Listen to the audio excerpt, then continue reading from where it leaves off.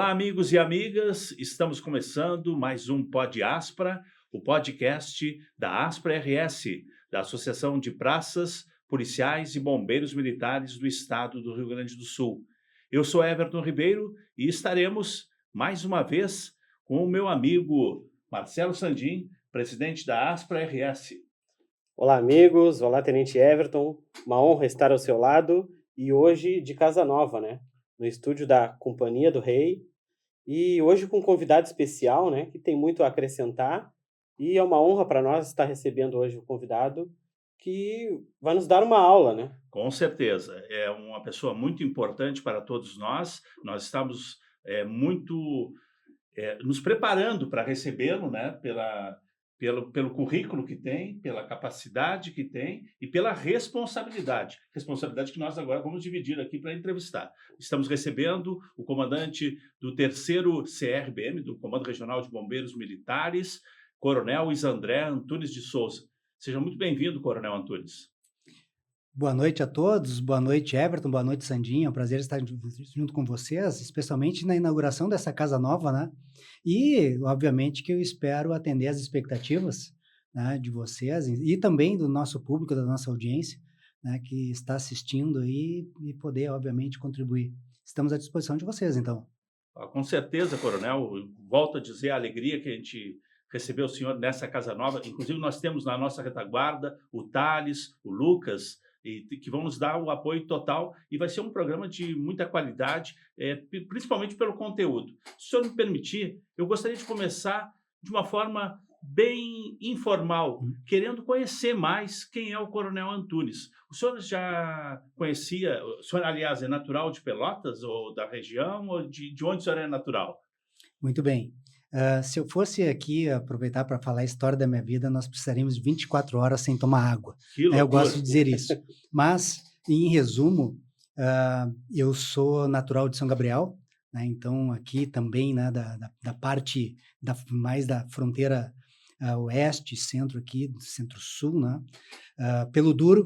Então, a origem da família é toda de Santo Ângelo, São Miguel das Missões, todo mundo dali. E acabei conhecendo a região sul, eventualmente lá no final dos anos 80, né, porque eu tenho familiares em Rio Grande, acabei vindo morar em Rio Grande, né, tenho tios ali, né, familiares, e acabei vindo também prestar concurso público para fuzileiro naval, ainda no final da década de 80, né, e aí meu irmão também acabou servindo por aqui, a gente ficou um tempo e aí logo depois eu acabei indo para outra região ali, Vale do Paranhana, e aí entrei na vida militar, né? Toda a família aí, tentando responder para vocês, família por parte da minha mãe, militares do Exército, então era natural que a carreira militar surgisse como uma oportunidade, uma possibilidade. Até, de certa forma, uma cobrança, né, familiar de conduzir para essa linha ali, o que acabou acontecendo. O seu tempo de serviço que o senhor tem, o senhor incluiu na brigada, o senhor incluiu nos bombeiros diretamente? Muito bem, então, como eu disse, a história é bem longa. Eu acabei servindo o Exército, então, né? Acabei fazendo um curso de operações da época, Operações Especiais da Brigada Paraquedista em Goiás. Isso lá em 1989 para 90.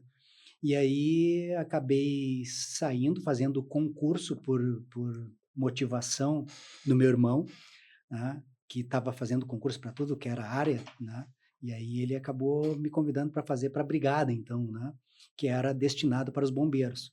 Mas se vocês lembrarem, assim, lá para soldado, né, então fui praça, Eu fui praça, né, sim, fui para soldado, né, da brigada, isso em 90, e era um curso de 11 meses em Montenegro.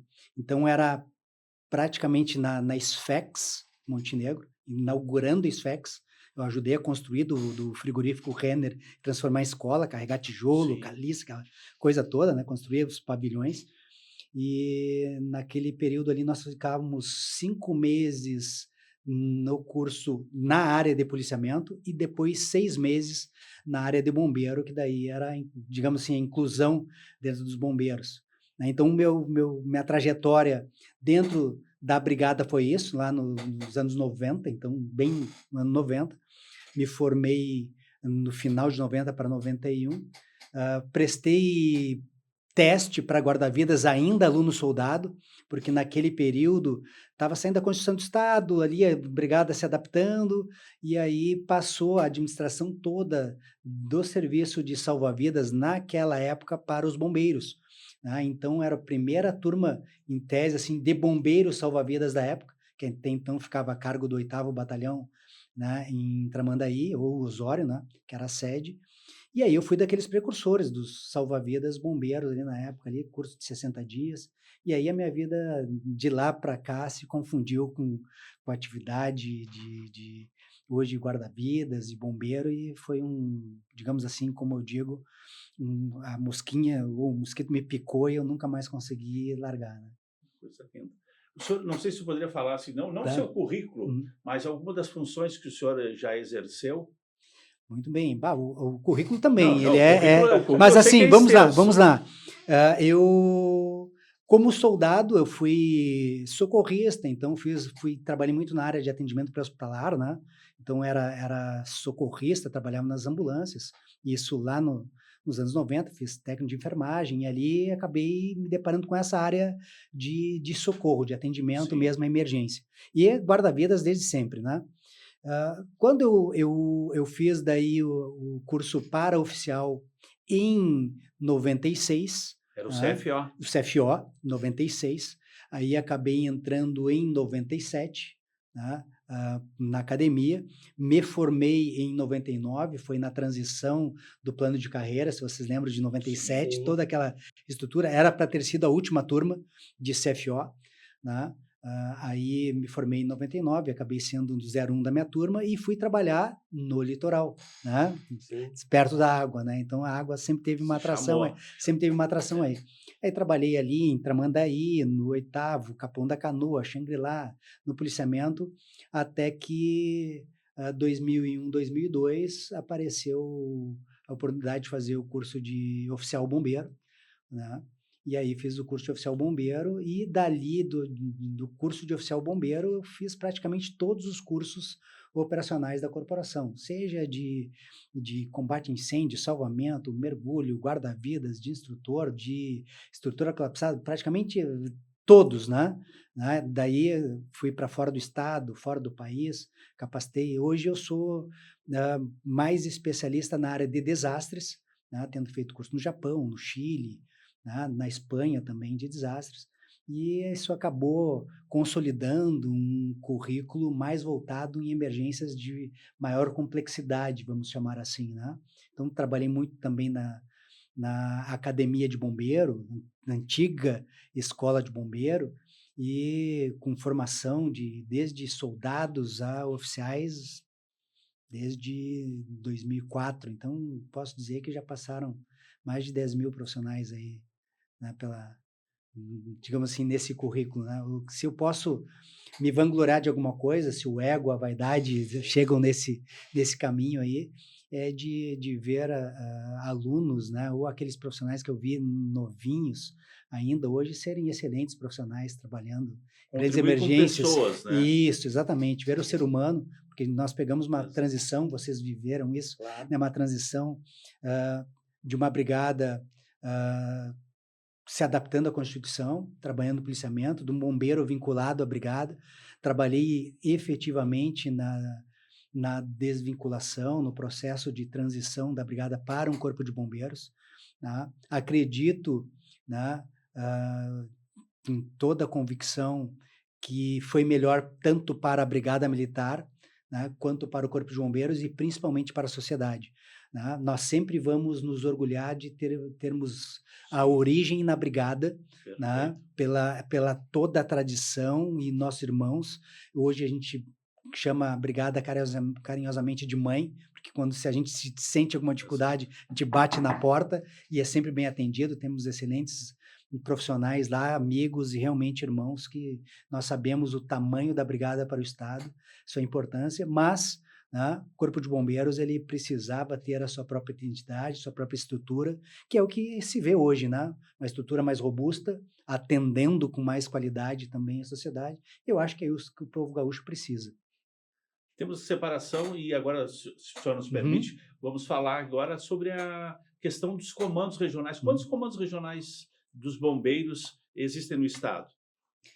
Ah, me permite, Everton, eu vou voltar um pouquinho ainda Claro, coronel, por por gentileza. conta da estruturação, porque os comandos regionais eles são um reflexo, na verdade, de algo que foi tentado ou prospectado ainda na desvinculação, que aconteceu com Sim, a emenda 67, lá 14 de junho de 2014, né? Depois, então, nós estamos completando 10 anos, né, da emenda constitucional, só que a desvinculação ela acabou acontecendo de forma efetiva a partir de 2016. é muito recente, né? Com a Lei de Organização Básica, né? Então, a LOB dos Bombeiros é de 2016, o decreto que regulamenta a LOB, ele é de 2018, então olha como está ficando mais São, recente. é.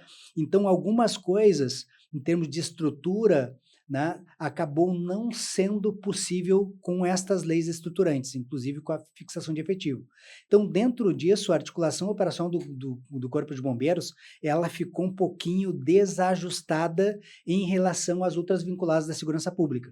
Tá? Até porque nós nascemos com um tamanho bem menor do que era previsto. Isso entenda-se também desde a quantidade de soldados, né, de tenentes, de capitães, até coronel, né, que nós tínhamos uma quantidade insuficiente para atender o tamanho da articulação operacional, ou seja, interlocução com a brigada, com a Polícia Civil e, né, o que nós chamamos de COREDs. Né? A partir, então, dessa digamos assim, lacuna nas estruturas, o governador, no ano passado, ele criou as regionais integradas de segurança pública, né, as RISPs, né? Então, sobrepondo, né, de uma forma, obviamente, lógica, os comandos regionais, aí o que não existia era o Comando Regional de Bombeiro, que foram criados, 4, então, te respondendo Certo. objetivamente, são 4 comandos regionais. O primeiro é a área metropolitana, o segundo pega Vale dos Sinos até a Serra, né? E daí nós temos o terceiro, que é aqui, que é o maior em extensão territorial. Então, nós pegamos desde aqui a região sul, que vai do Chuí, né, até a fronteira oeste em São Borja. É Né? extensa a Então, área. quando nós pegamos numa linha reta, nós praticamente dividimos o estado e mais de um terço ele é o terceiro comando regional. O quarto é a área central, Santa Maria, Santa Cruz, né? Então pega Lajeado.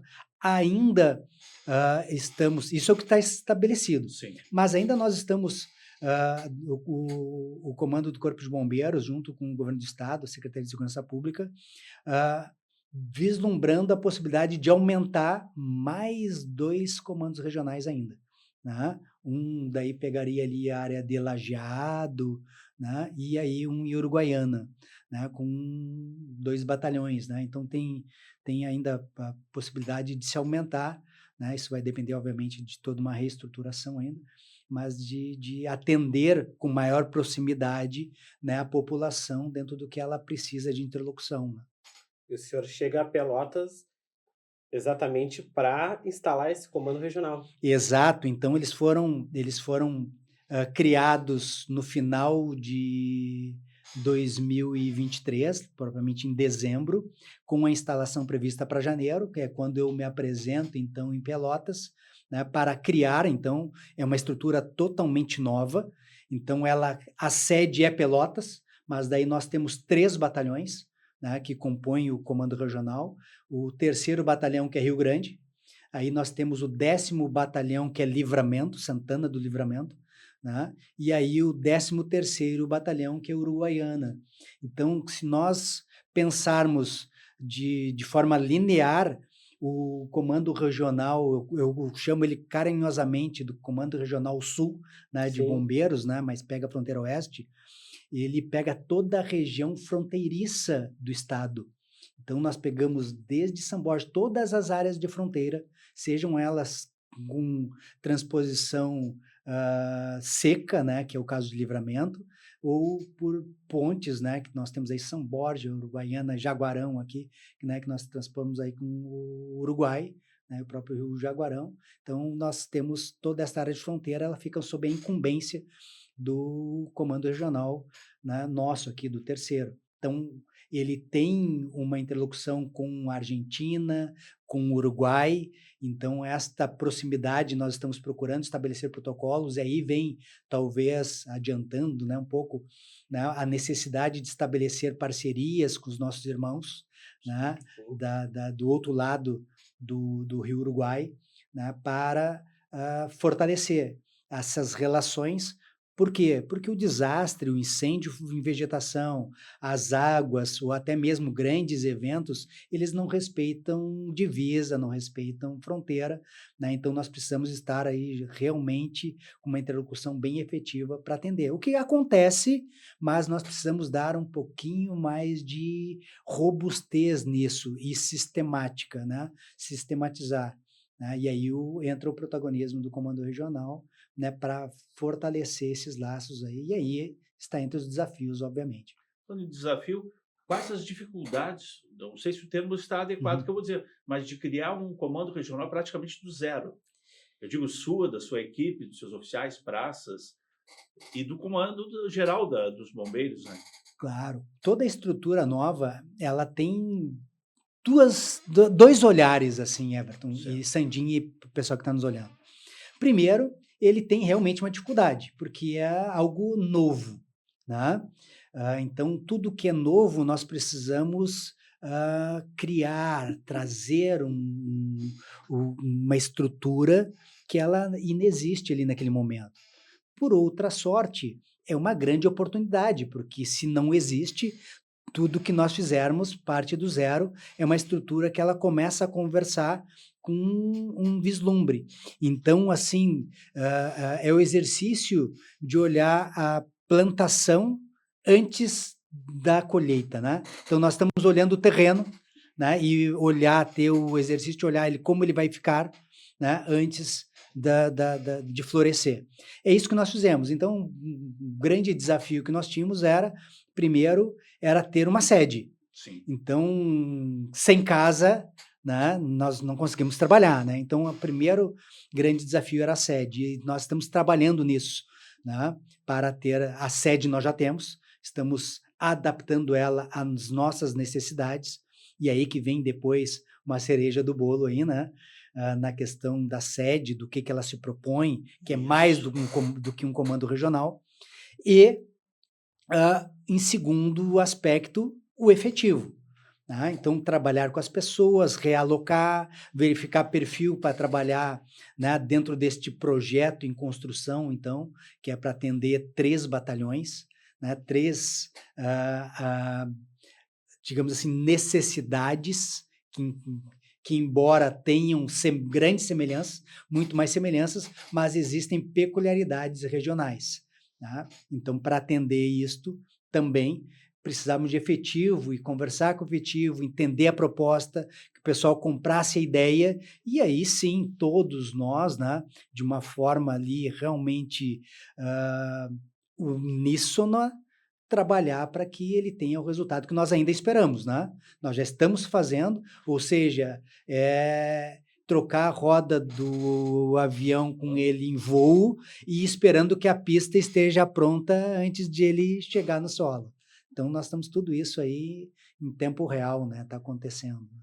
Mas a criação do comando regional, ela desonera um pouco o trabalho do operacional, né? Dos batalhões. Sim e não, né? Tá. Vamos lá.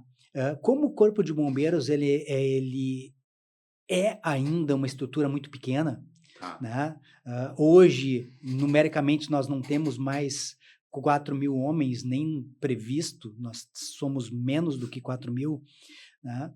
E então nós precisamos ampliar isso, mas hoje é o número que nós temos previsto, né? Existente tem um pouquinho menos, então nós precisamos nos desdobrar em mais funções, né? Para atender a necessidade do operacional. Por quê? Para a população ali, para todas as pessoas, não importa o serviço burocrático, importa que se precisar despachar uma viatura, seja para uma emergência, né, médica, de atendimento pré-hospitalar, seja para uma emergência de incêndio ou qualquer outro sinistro, inclusive salvamento de animais, eu gosto de usar o exemplo, seja para o gatinho na árvore, né, seja para uma criança com obstrução da via aérea para o corpo estranho, engasgada, né, nós vamos despachar o corpo de bombeiros. Né, para uma remoção de animal também, abelha, para incêndio ou um acidente veicular, é o mesmo bombeiro, é a mesma guarnição. Então, nós precisamos deixar esse pessoal pronto para isso. A população não quer saber se ele precisa de fardamento, de EPI, se comprou, se não comprou, se tem gasolina, não tem gasolina, se a viatura precisa trocar o pneu, se não precisa. Isso aí é consumo interno que nós precisamos estruturar e oferecer uma logística, né, adequada para atender. Esta logística, ela conversa com o plano do Estado, ela conversa com o planejamento do Corpo de Bombeiros, e então de busca de recurso, e aí entra também a questão da desvinculação, que aí tem recurso próprio, receita, questão de custeio, né, que é a manutenção do serviço funcionando, que vai desde a gratificação de serviço emergencial para as escalas de serviço, para que nós tenhamos o serviço contínuo, né, por o maior tempo possível, sem comprometer aquela sociedade. E mais ainda, Sandin e Everton, o pessoal que está nos olhando, o Corpo de Bombeiros, diferente da Brigada, nós estamos em um pouco mais de 110 municípios. Tá? Hoje nós estamos aí em 113 municípios efetivamente trabalhando com o Corpo de Bombeiros com sede ali, né?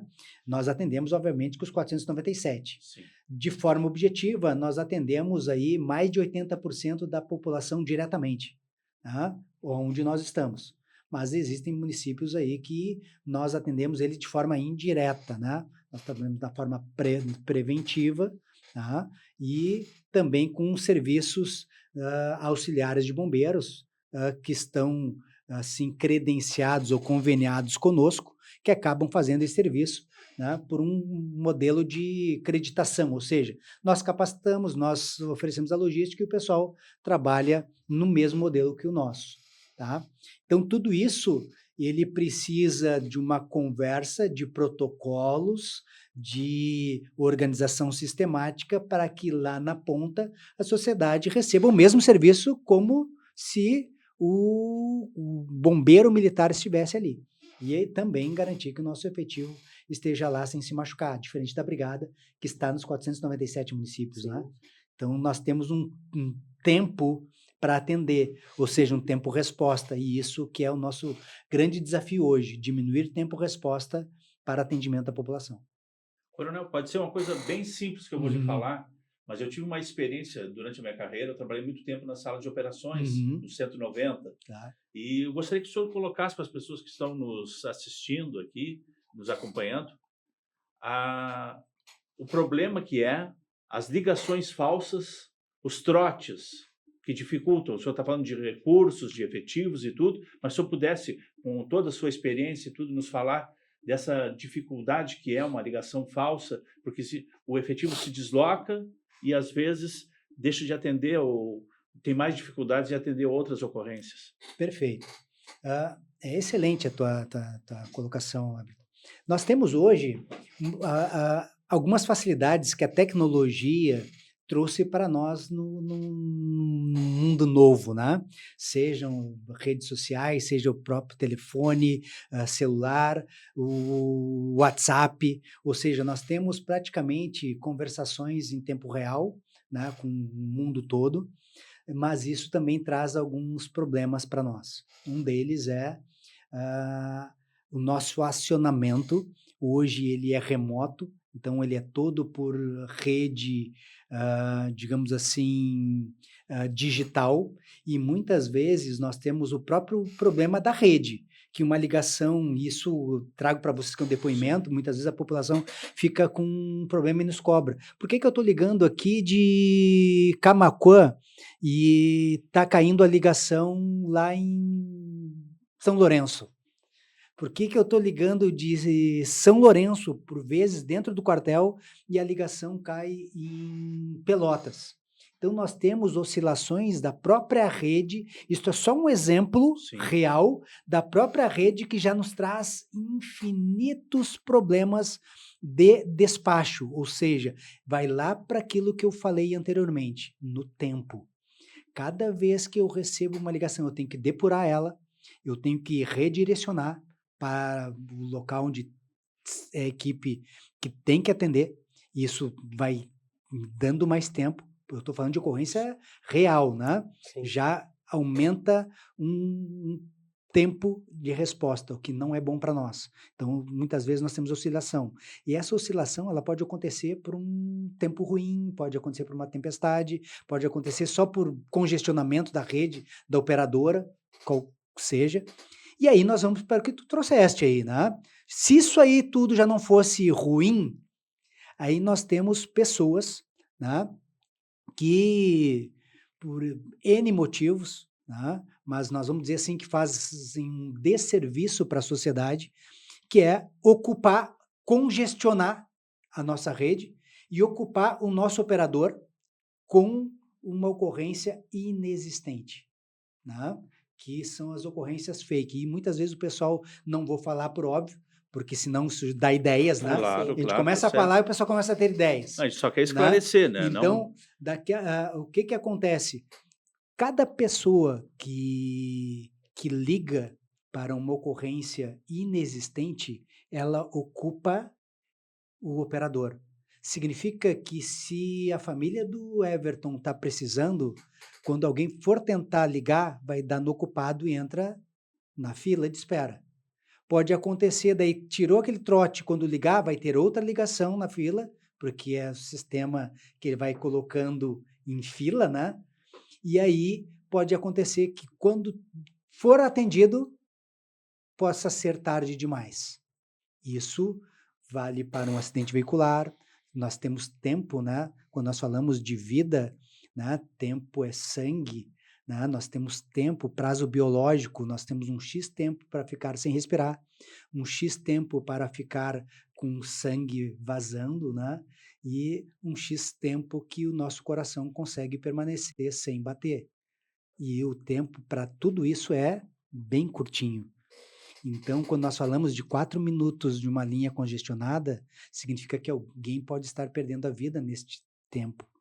Então, quando nós apelamos para as pessoas, para os pais, quando eles deixam o filho com uma babá, que achando que o telefone vai suprir toda a demanda, ele não está orientado, e o que é pior para nós não é nem o trote da criança, porque esse muitas vezes é previsível, e nós conseguimos lidar muito mais, de forma mais simples com ele. O problema é quando nós temos adultos desregulados, adultos fazendo trote, É né? lamentável, né? Porque ele elabora mais e é muito mais difícil de confirmar se aquilo é trote ou não. Até a gente estabelecer que é trote ou não, para nós acabamos muitas vezes despachando uma guarnição, que já é pouca, Sandin e Everton, né? E todos que estão nos assistindo, né, a tua audiência aí, que já é pouca, imagine ela ir para lá, não tem, e aí do outro lado está acontecendo uma ocorrência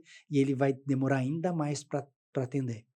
É isso que gera muitas vezes sofrimento no nosso efetivo também. Desgaste, né? O desgaste emocional, primeiro, porque ele foi para algo que não aconteceu e está deixando de atender algo que está acontecendo. Isso é muito ruim, né? E não é privilégio nosso, acontece no mundo todo.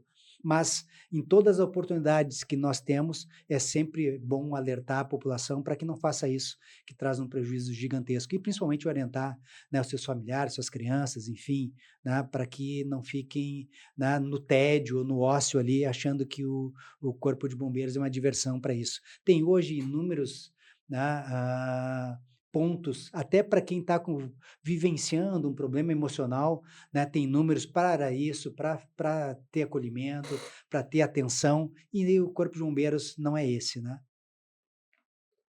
Isso não é uma brincadeira, né? E como o senhor disse, né? Uma criança é fácil de detectar, né? Logo no início ali. Mas é interessante falar a tamanha maldade que essa ligação pode acarretar, Uhum. né? Como o senhor falou, uma vida, né? Eu gosto de usar aquela ah, metáfora, né, que é quase uma parábola do pastor e dos lobos, né? Que o pessoal, o pastor lá, o adolescente, ficou incumbido de cuidar das ovelhas ali, e aí ele aplica trote na comunidade dele. Olha o lobo, e todo mundo vai socorrer ele e não é nada. Na segunda vez, olha o lobo, todo mundo vai socorrer ele e pelo menos não é nada. Na terceira é o lobo mesmo, ele chama e ninguém vai. Obviamente que o corpo de bombeiros, ele faz o filtro, ele irá sempre, mas nunca se pode descartar que muitas vezes numa realidade, né, pelo mesmo padrão elaborado de se chamar, pode acontecer de não ter o atendimento, né? E aí por N falhas estruturantes, porque ele pode estar em outro lugar, né? Ou pode as pessoas, o trote ser o mesmo, mas o atendente, né, o nosso operador ali, como tu disse, trabalhando na Sim. sala de operações, não é o mesmo. Pode ser um mais jovem, pode ser alguém que não conhece, e eventualmente pode nós termos uma ocorrência não atendida, né, por um lapso desses. Então, por isso que a gente sempre procura trabalhar nessas lacunas, é sempre uma pauta permanente dentro do Corpo de Bombeiros, né, atenção nos despachos das ocorrências, porque tudo começa ali, né? A porta de entrada é a sala de operações. A porta de entrada da corporação é a sala de operações. Então, praticamente tudo, né, ele acaba passando por esse funil ali que faz o filtro, e aí é que sai a equipe para lá. Ela pode sair mais estressada ou menos estressada para a ocorrência, né? Sandinho, acho que nós vamos conversar com o coronel agora sobre a questão assim que não foi fácil aqui para nossa cidade, para o estado, a questão das enchentes. Sim, sim. O senhor chega em Pelotas, né? Tem a criação do comando regional e, junto com isso, uma situação mais grave do nosso estado aí que repercutiu em todo o país e no mundo, que foram as enchentes.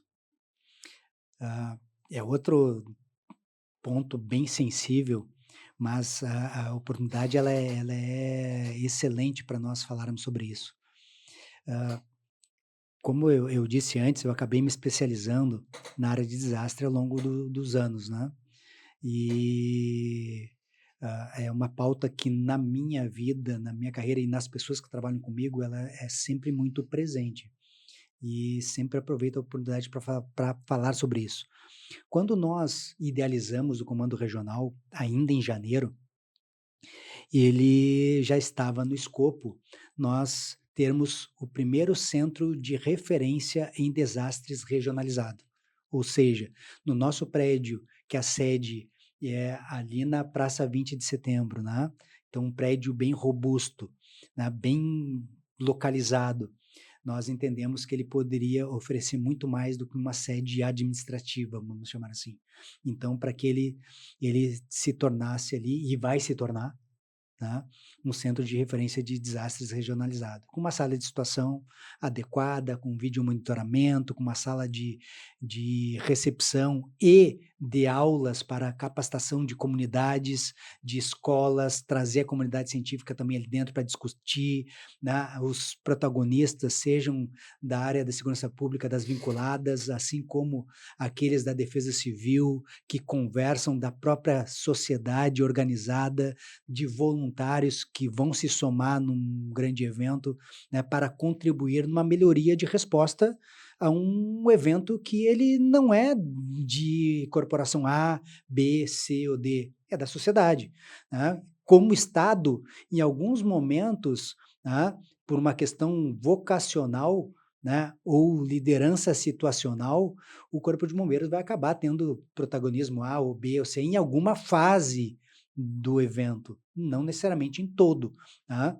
O socorro é uma delas, tá? Então, para que todas as pessoas entendam como isso se desencadeia, em que momento ela pode inclusive ajudar, né? Sim. É preciso que nós venhamos a conversar antes disso. Não é igual a um playground, por exemplo, que eu conheço um amiguinho novo e eu consigo brincar com ele ali, interagir, né? Numa ocorrência é diferente. Eu preciso conhecer todos os atores, né? Sim. Todos os atores que estarão no cenário antes do evento, né, acontecer, porque senão acontece algo que a história já nos mostrou, que é fadiga dos metais, dá atrito, dá estresse, dá um choque ali, muitas vezes até no afã de ajudar, um pouquinho de avanço de competência, um pouco de regulamento, e aqui, felizmente, em Pelotas não aconteceu, mas eu chego lá, Sim, né, para sim. falar mais sobre isso. Mas estamos falando bem em prevenção Isso, também, nós né? estamos primeiro no centro. Qual era o Sim. objetivo? Qual é o objetivo de um centro de desastre? Para que tudo isso aconteça antes.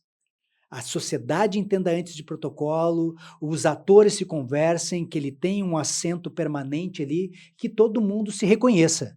Quando chegar no evento lá, opa, conheço o Everton, sou o Everton, vou precisar dessa ajuda. Conheço o Sandin, Sandin, aqui tu pode contribuir.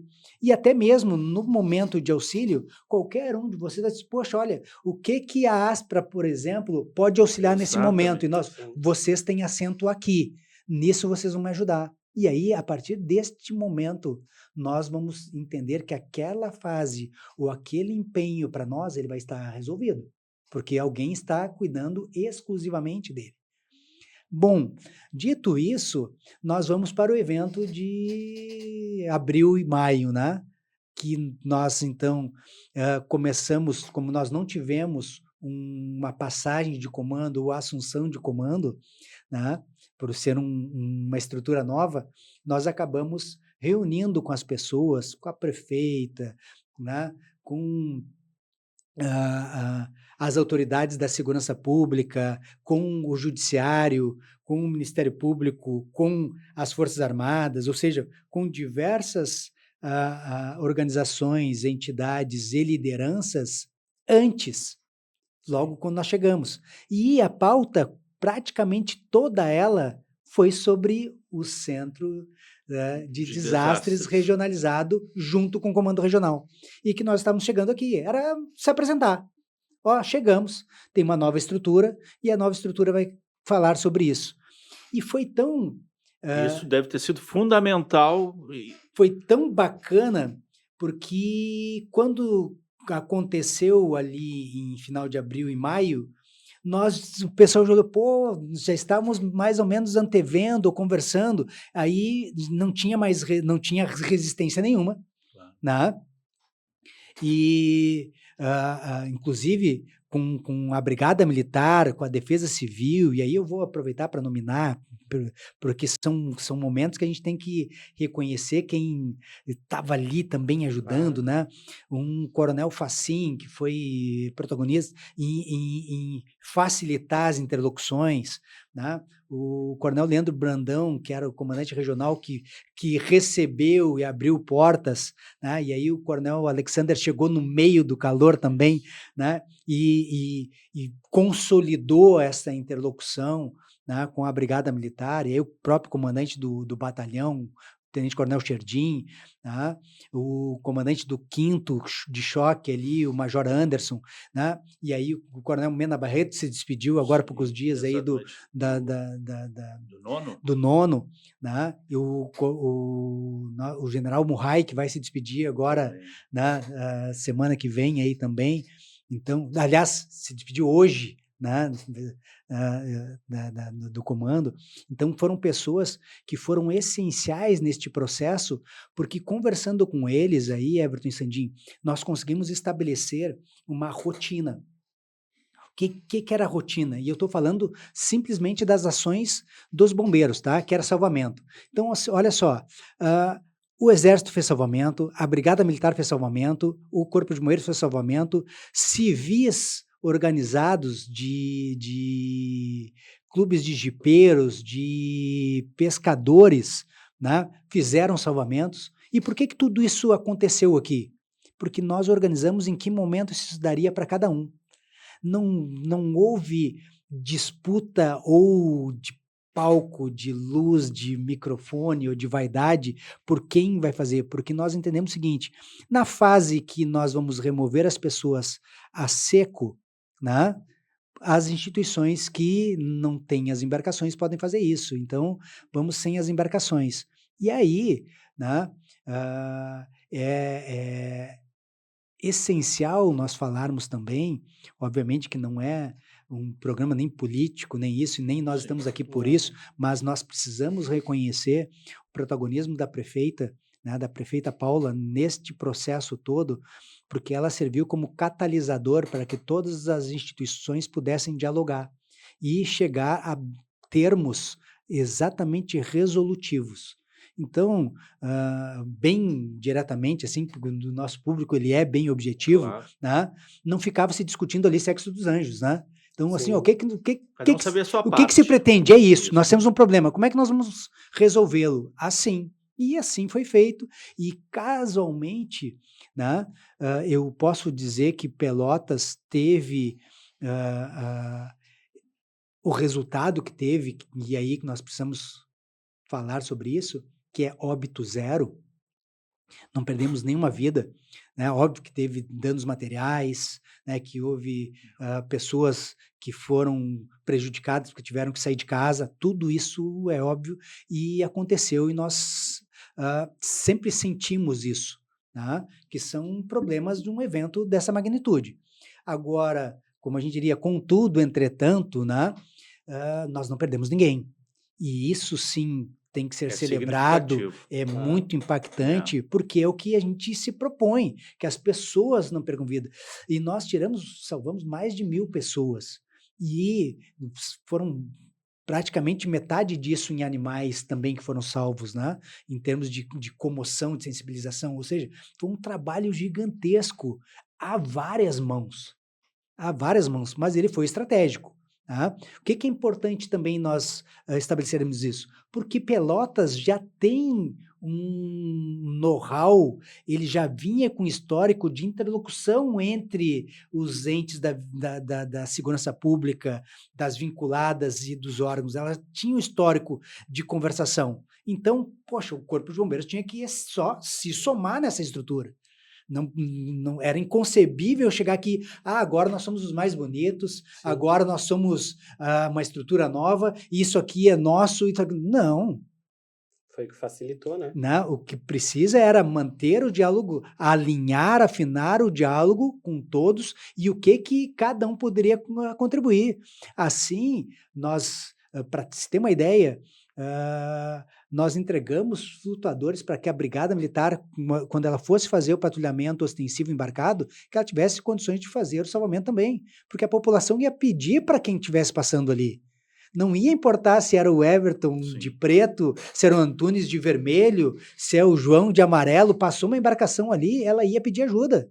É o socorro. É o socorro. Então, o que se espera? Que aquele socorro tenha qualidade. Foi isso que nós procuramos entregar para todos. Assim como a Polícia Civil tinha, nós compartilhamos embarcação, nós compartilhamos, inclusive, manobras de como fazer se as pessoas pedissem ajuda. É a importância do trabalho integrado, né? Exato. Então, é mais do que integrado, Everton. E aí é a expressão que nós utilizamos aqui. Sim.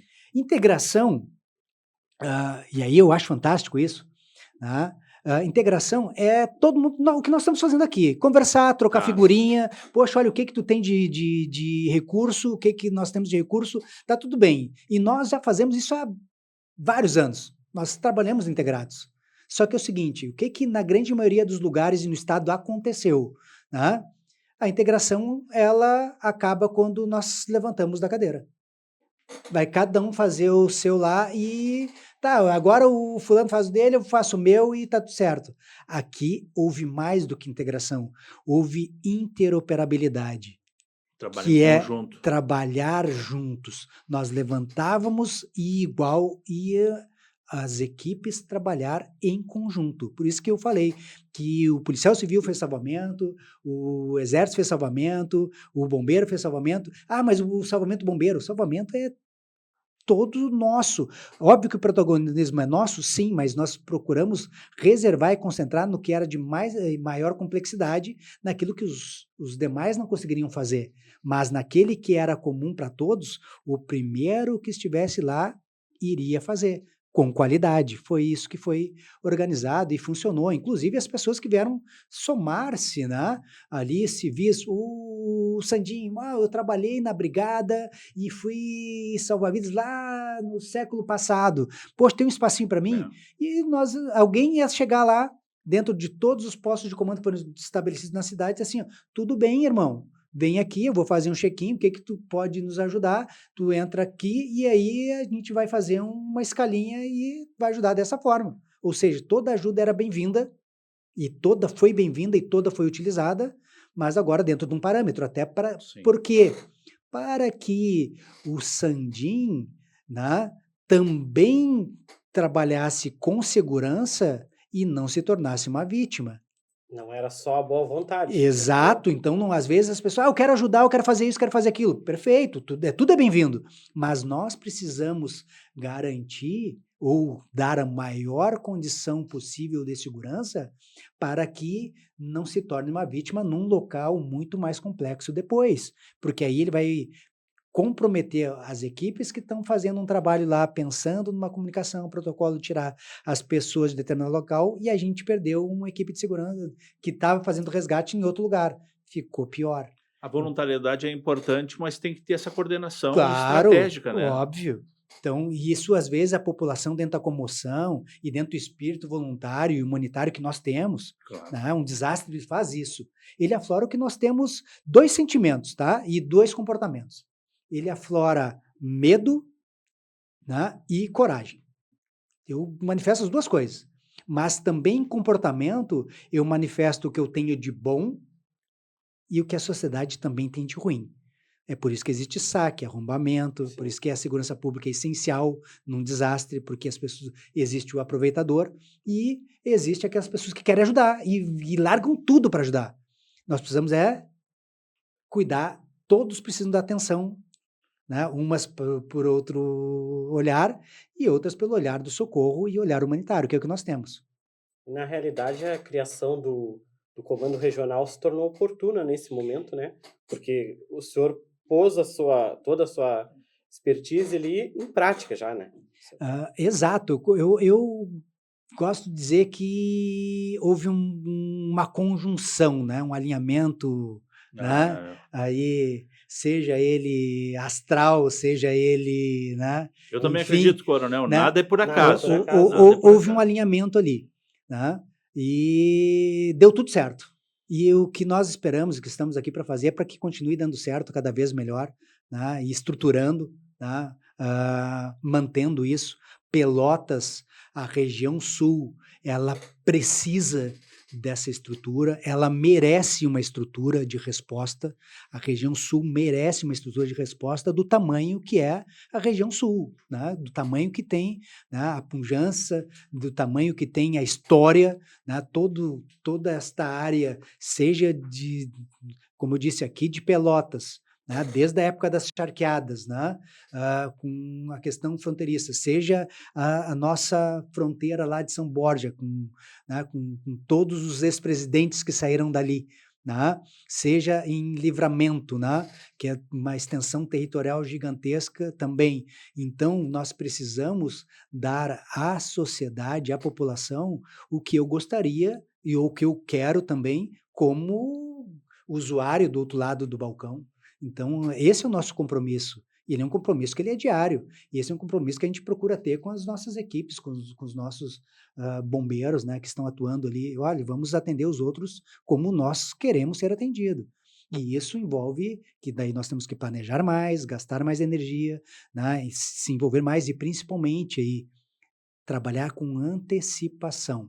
O comando regional ele entra então neste viés de antecipação. Se nós sabemos, por exemplo, agora, aproveitando aí, né, com vocês, se nós sabemos que nós vamos ter o efeito Laninha, se nós sabemos que tem o El Ninho que atinge a população ou eventos climáticos em determinada fase, período do ano, isso é sazonal, né? Tem um ciclo para que isso aconteça e ele interfere na temperatura. Também, se choveu determinado período do ano com muito volume, vai ter seca em outra parte do período do ano, em todas elas o bombeiro vai ter que atuar, seja na seca com estiagem que dá incêndio e vegetação, Sim. seja nas enchentes que vai ter alagamento, né? Em qualquer uma delas, e aí nós temos o verão no meio também, que nós temos áreas balneáveis que as pessoas vão ter o lazer, e aí temos afogamento, maior fluxo de pessoas para esses locais para tentar o lazer, maior incidência de acidente veicular.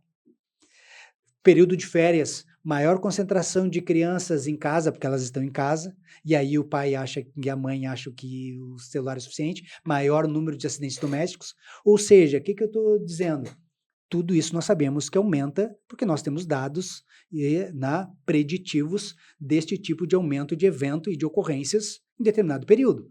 Se eu sei disso, nós nos preparamos, planejamos, fazemos aquisição, preparação logística, capacitação e, para os incêndios de vegetação, nós começamos a conversar com as outras pessoas, porque nós não estaremos sozinhos nesse cenário. Então, precisamos também de interlocução. Isso já começou. Então, tão Sim. logo, as pessoas, poxa, mal terminou a enchente, vocês já estão falando de incêndio de vegetação. Sim, porque ele não vai esperar acontecer para eu começar a pensar nele. Ele vai acontecer, né? Igual se eu pensar, se nós não pensarmos nele, ele vai acontecer de igual forma. Como nós somos uma instituição de Estado, né, e que ela trabalha em cima disso, é óbvio que se espera de nós, né, no mínimo, estar pensando de forma preventiva antes que o evento aconteça. Porque senão, não posso esperar no final chamarmos o super-herói aí e acreditar que tudo seja resolvido. Né? Organização, né? É o A mínimo, né? importância, né? E é o estudo eu digo, nessa sua área territorial ali, vários municípios, né, da região, assim, tão extensa, tem situações que acontecem bem diferentes daqui de Pelotas. Tivemos aqui em Candiota ventos, destelhamentos e tudo, e tem que estar preparado, né? Exato. Se nós pegarmos, separarmos um lapso temporal de os últimos 14 dias, né? Nós tivemos chuva intensa Pelotas Rio Grande, toda a nossa parte aqui. Depois estou falando antes dessa Sim. 14 dias lá. E aí nós tivemos ainda incêndio em vegetação em Pedras Altas, na área de São Borja e Bagé, tá? Florestal, isso mesma área. Na outra semana, aí temporal, destelhamento, perda de comunicação, aí temos de novo aqui também Pelotas, Rio Grande, e aí Candiota atingidos com temporal de destelhamento. Ou seja, nós sempre teremos ocorrência, ela só muda o tipo. E elas estão cada vez mais intensas, devastadoras, né? E com grande prejuízo, seja ele econômico, porque aí nós vamos seja para o produtor rural, que é o caso de Arroio Grande, né? Seja para as plantações, seja para o meu rebanho, para o gado que eu tenho ali também, então ele pode ser atingido, né? Seja para a reserva do Taim, agora com vegetação, que nós temos que pensar nisso, que eu tenho tanto um bioma, eu tenho que tem que ser protegido, né? E ao mesmo tempo agora pessoas morando ali no sítio, tudo isso tem que ser pensado. Desta forma, é preponderante também, e nós já fazemos isso, que é conversar com a comunidade científica, seja a Universidade Federal de Pelotas, né, seja de Rio Grande, para conversar sobre dados, modelos preditivos, né, mapeamento de área de risco, combinado com a Defesa Civil, porque quando chegar lá nós queremos entender em que proporção, o que nós temos, né, de ação e qual o nosso limite, principalmente, o que nos falta, né? Se nós não soubermos o que nos falta, eu não sei nem o que pedir. Então, a partir do momento que eu sei o que nos falta, a gente já sabe, deixa um plano para pedir ajuda. E aí que vem um outro detalhe que eu falei que era a cereja do bolo. Quando nós montamos um comando regional, e eu disse que a interlocução ela é fronteiriça, ou transfronteiriça, o apoio do outro lado da fronteira ele vai ser mais rápido do que vindo de Porto Alegre. Então, quando nós estabelecemos essa interlocução bem efetiva com todos os atores aqui regionais, né, por batalhões, e com os irmãos do outro lado do rio, fica muito mais fácil uma resposta de forma global para esses tipos de eventos. Eu gostaria de lhe perguntar, se voltar às enchentes, Claro. porque o senhor é uma pessoa que eu vejo, assim como comandante e tudo, a valorização das pessoas, da sua equipe. E já estávamos avançando o assunto, mas eu digo assim, a importância dos efetivos que vieram apoiar aqui também nesse período. Vieram até de outros estados, Não, né? perfeito. Outro ponto fundamental, né? O detalhe é que às vezes as pessoas olham, o comandante ele é a figura que representa o efetivo. Ele não é a resposta em si. Tá? Nós trabalhamos com pessoas. O bombeiro ele já tem dentro da sua gênese o fato de não trabalhar sozinho. Né? Às vezes no policiamento ostensivo Sim. a gente até vê o brigada ali, o PM, sozinho. No corpo de bombeiros isso não funciona. Então ele trabalha no mínimo em dupla. Tá? No mínimo em dupla, que um é a garantia da vida do outro. Né? E aí nós começamos a entender a importância, né, da coletividade, da estrutura, que ela é modular e que vai ampliando. Tá? Então, nós já temos isso na nossa formação, mas aí, te respondendo mais objetivamente, o efetivo aqui da região sul, ele deu uma resposta espetacular. Eu sou suspeito, óbvio, né, que eu estou falando da minha corporação, mas tendo trabalhado em outros lugares, inclusive fora daqui, né, o nosso efetivo aqui da região, que trabalhou aqui em Pelotas, que eles foram lançados, né, e eles estavam vindo, e isso poucas pessoas sabem, Everton e Sandim. Nós tivemos muitos efetivos que vieram trabalhar em Pelotas que não eram do Comando Regional. Comando Regional, entenda-se ali, tanto aqui do Batalhão de Rio Grande, do de Livramento e de Uruguaiana. Todos esses são Comando Regional, a gente mobiliza para cá. Mas veio efetivo do Corpo de Bombeiros, que é da Serra, de todos os outros comandos regionais também. E alguns deles, que daí talvez as pessoas realmente desconheçam, tá? É que eles estavam em outras ocorrências. E, simultaneamente, nós estávamos com o Estado tendo uma ocorrência de inundação na área metropolitana, né? Com deslizamento de terra, massa de terra na região da Serra, com ocorrência de enxurrada, que é outro tipo de ocorrência de enxurrada no Vale do Taquari. Vejam bem, são 3 tipos de ocorrências extremamente complexas simultâneas. E alguns dos efetivos que estavam trabalhando nessas áreas aí vieram trabalhar aqui conosco. Agora imagina só esse pessoal percorrendo 400, 500, 600 quilômetros, vindo já mentalmente exaurido de uma outra parte, fisicamente cansado, né, para trabalhar aqui.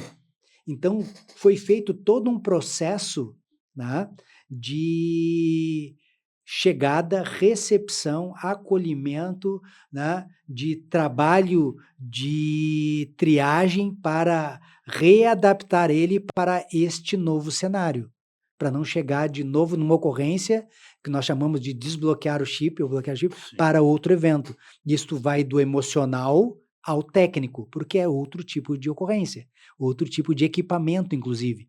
Então, tudo isso foi trabalhado, as pessoas, poxa, não, é só chegou o bombeiro, bota ele ali. Não, ele precisava ser feito toda uma manobra de chegada, e isso aí é praticamente um modelo sistemático de realocação aqui, de posto de comando, eram 7, né, de um para o outro, além de ele ficar num momento de espera, de preparação para a área quente. Tudo isso foi feito e o pessoal deu a resposta espetacular. Mesmo vindo dessas outras ocorrências, o pessoal veio aqui, entrou, retirou o animal, né, entrou socorrendo as pessoas, área embarcada, ficaram molhados na chuva, saíram da chuva, no seco, e em nenhum momento, né, sequer indicaram uma questão de fadiga. E sabe onde é que se reflete isso? Nós tivemos, durante todo este período, somente 2 baixas por problema físico. Imagina só. 2 baixas apenas. O pessoal no finalzinho. Olha, eu tive um problema agora aqui, não consigo mais estar dando a resposta. Né? De cerca de 500 bombeiros que trabalharam aqui, 2 tiveram problema físico que não puderam acompanhar todo o trabalho, isso foi no final.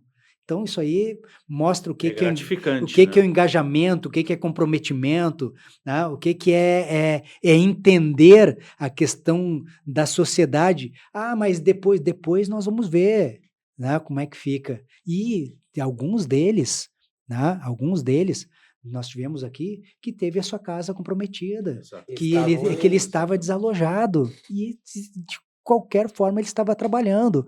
Aí, o que eu vou dizer isso? Eu só tenho que reconhecer e prestar minha continência para esse efetivo. E me sentir orgulhoso, obviamente, de dizer hoje que eu sou comandante. Né? Porque, poxa, aquele efetivo trabalha comigo. Ao invés de ele ser, eu trabalho com o coronel, não, eu trabalho com aquele pessoal lá. Né? Porque aquele pessoal fez diferença. Saber que está no caminho Exato, certo, né? Não existe comandante sem tropa. E, ao mesmo tempo, a tropa, nós fazíamos questão de estar lá como referência para ele saber, olha, o meu comandante está aí, né? Ele está no cenário junto. É o exemplo, né? A gente está lá, tá chuva, tá frio, não, nós estamos ali, né? Se vai ser mais técnico, não vai ser mais técnico, isso aí é circunstancial, mas a presença, ela também faz uma modulação de comportamento, né? E também, principalmente, da onde eu enxergo, e eu vi isso ao longo da vida, ela dá uma segurança para quem também está trabalhando ali. Né? Ou seja, nós não estamos sozinhos. É verdade. Né? Não estou jogado aqui. Né? Então, nenhuma interação ela foi feita no ar-condicionado ali. O comando está lá e... Não. É Tá, no campo. Tá chovendo. Não, em vamos campo. lá ver. Como é que vai estar o frio, como é que está o pessoal. Até para poder decidir o equipamento de proteção individual, para proteger as pessoas, para cuidar, para saber o tempo de exposição. Como é que eu vou saber disso estimando da sala? Não tem como. Ou nós vamos lá e entendemos, sabe a estrutura para definir, ou eu vou estar iludindo alguém, e nós não temos o direito de iludir, nem mentir, nem a sociedade, muito menos a tropa que confia em nós, né, no nosso comando. Né? E o senhor fez esse reconhecimento, né? Após passado tudo ali, até o senhor agradeceu, o senhor fez todo esse reconhecimento, né? As entidades que ajudaram, a todos os atores, né? Que fizeram presentes ali. Sandin, desculpa, isso é o mínimo, né? Quando vamos imaginar o inverso, dá errado alguma coisa. Nós somos especialistas em apontar culpado, né? Sim. Quando dá errado. Não, o gaúcho, de certa forma, então, ele granaliza e ele tem todas as ferramentas na mão para colocar o outro no paredão e julgar. Agora, quando dá certo, né? Quando a gente tem um case de sucesso, e até mesmo daqui a pouco vem o Antunes aqui, poxa, vocês tiveram sorte. E eu, poxa vida, esse pessoal trabalhou 24/7 por 30 dias aí, quase 40 dias, direto. Poxa, não tem sorte nisso. Teve trabalho.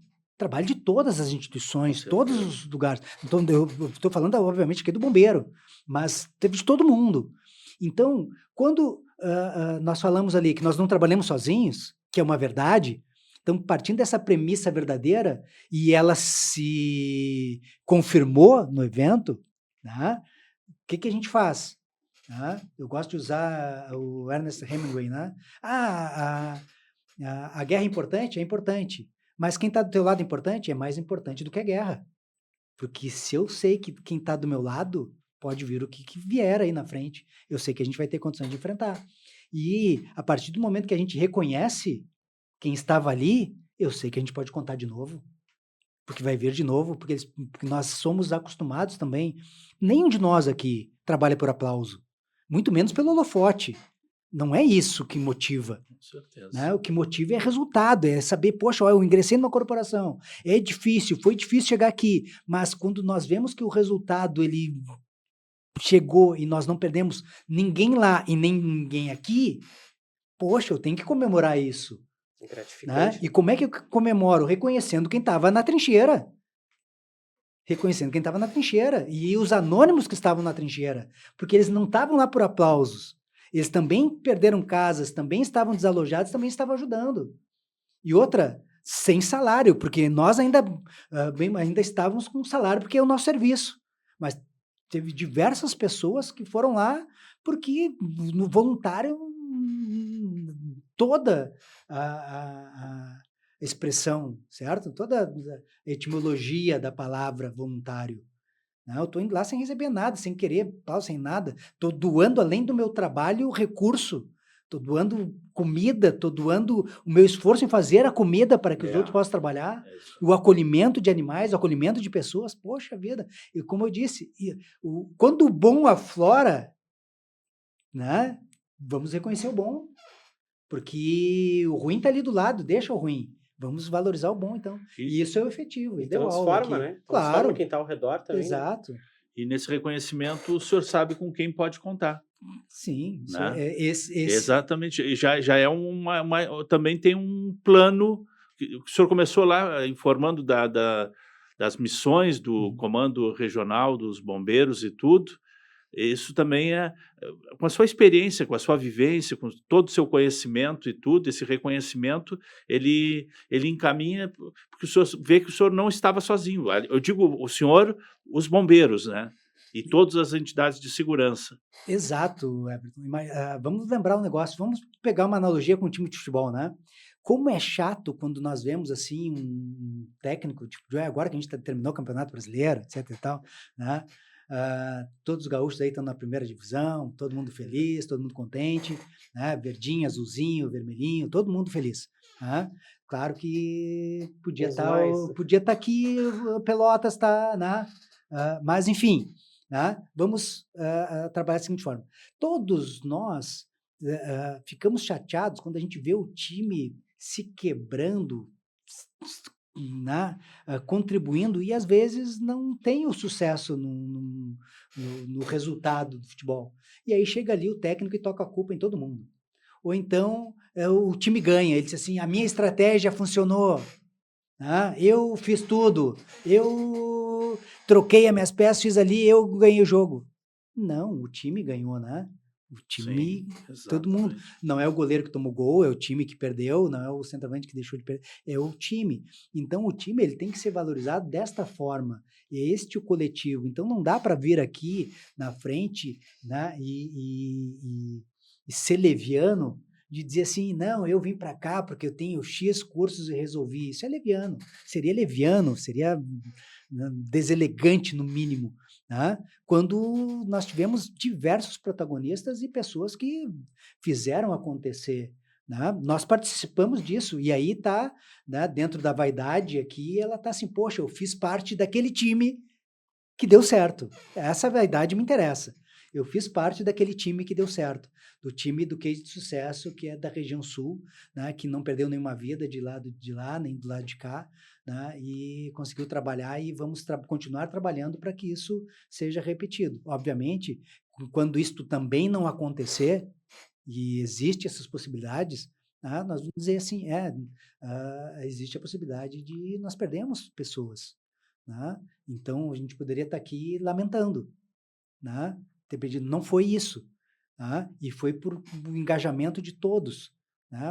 Mas poderia não ter acontecido. Então, como nós tivemos todo o resultado, ele foi positivo, sim, nós temos que celebrar, porque foi um esforço coletivo, né? E o esforço coletivo ele tem que ser sempre laureado. E além da missão cumprida, né? Acho que fica um legado também, né, Coronel? Claro, o legado é do fortalecimento e consolidação das relações institucionais. Esse é o primeiro. É o primeiro legado, as instituições saberem realmente que vai poder contar. O desafio é que elas não fiquem personalizadas na figura do A, do B, do C, do D, e que sejam realmente institucionais. O segundo legado é que a sociedade aqui do sul, da região sul, ela sabe que ela pode contar com as instituições. Sim. E outra, que agora ela vai ter que se inserir num processo sistemático de organização também, porque nós conseguimos auxiliar até certo ponto. Por exemplo, Até 6 meses atrás, se nós fôssemos fazer um simulado aqui no Navegantes, né? As pessoas, poxa, o que esse cara está querendo incomodar aqui? Esse bombeiro lá de me dizer que eu tenho que sair de casa, fazer exercício, tem mais o que fazer, eu tenho trabalho. Hoje, se nós formos fazer ali na Mário Meneghetti ali, né, conversar com as pessoas, eles vão ter outro entendimento de saída para proteção. Com certeza. Porque é o legado que nós precisamos agora melhorar, que é mudança cultural, porque se este evento aconteceu agora, significa que vai acontecer mais vezes.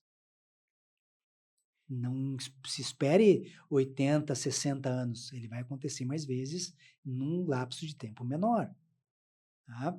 Ele vai ter a mesma magnitude? Não estou dizendo isso, nem tenho a pretensão aqui de querer fazer uma previsão. Não, o que a gente faz dentro de um ponto de vista histórico, os eventos estão acontecendo de forma mais frequente, no intervalo mais curto de tempo.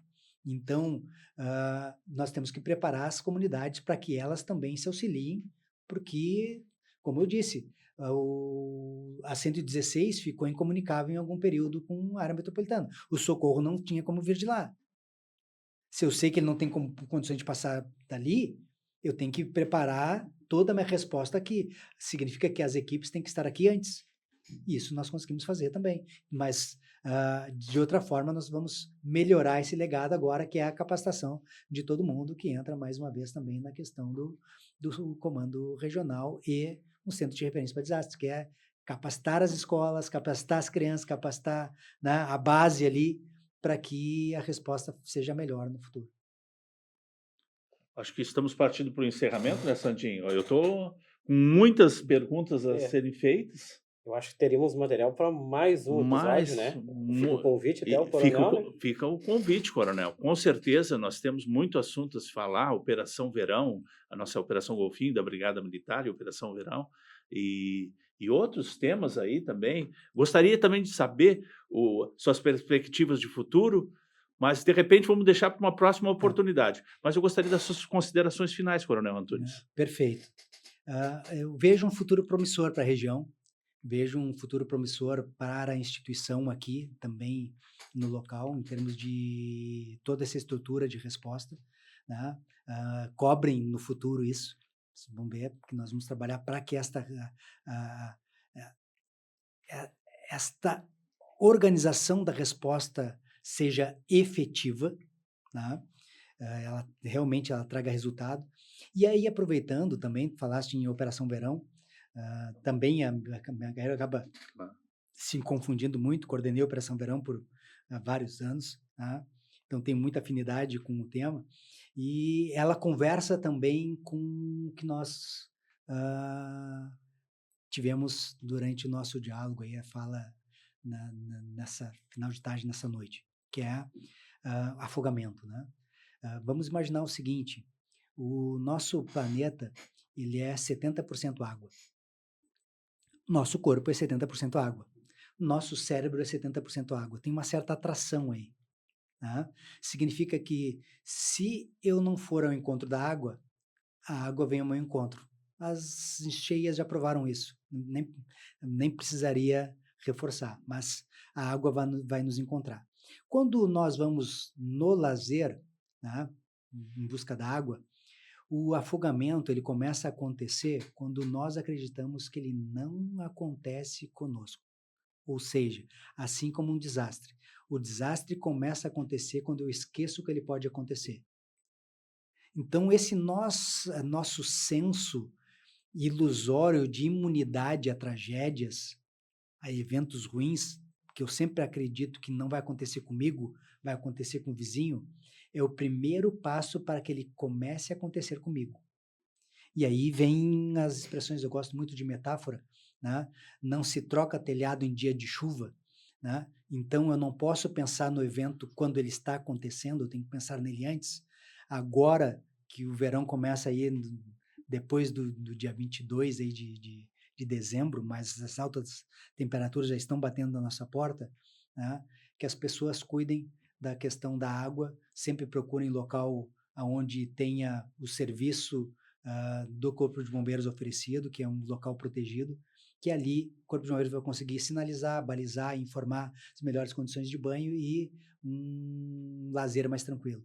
Não é sensato as pessoas irem para um local onde não tem serviço de guarda-vidas, porque mais de 70% das nossas fatalidades, elas acontecem fora de locais que estão sob vigilância. Então, aí começa a ter a tragédia.